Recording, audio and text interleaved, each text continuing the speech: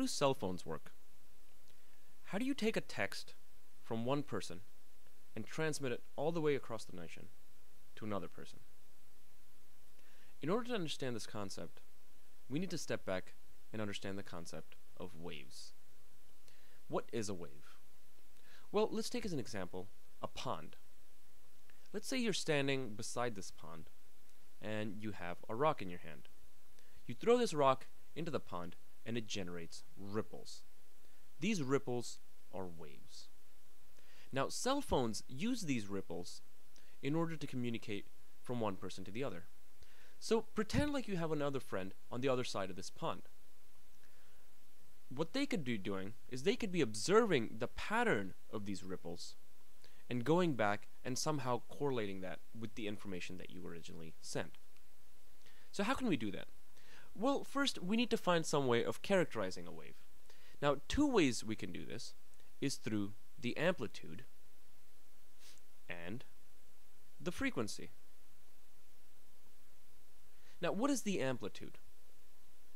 Now, the amplitude is how big the wave is. Now, a big wave, with very, very high peak to peak, has a very long or very big amplitude. And a smaller wave has a much smaller amplitude. What about frequency? Well, frequency is how fast the wave is, how close the wave is to one another. So this is a very high frequency, and something like this is a very slow frequency. So how do cell phones use these two concepts of amplitude and frequency to play around and send information? Well, let's start by just focusing on the amplitude. How can we play around with the amplitude and send information? Well, let's take an example. Let's say that you want to send the word hi to your friend.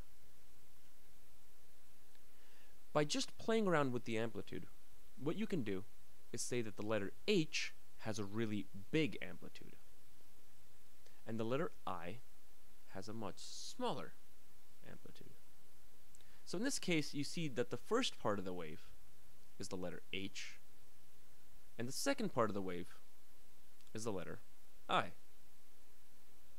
This concept of playing around with the amplitude is called amplitude modulation.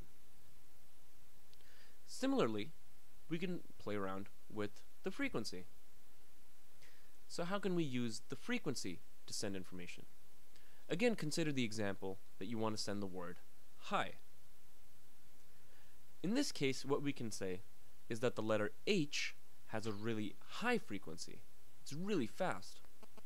And the letter I is much slower.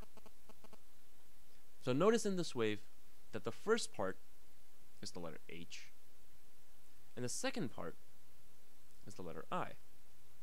Now, playing around with frequencies is called frequency modulation. And cell phones rely exactly on these two principles of amplitude modulation and frequency modulation, but rather than transmitting information through the pond, they use something called electromagnetic waves. Now, these waves are examples of these waves are things like light, X-rays, and UV rays. And there you have it. Just by using two concepts, amplitude and frequency, we're able to understand how cell phones talk to one another.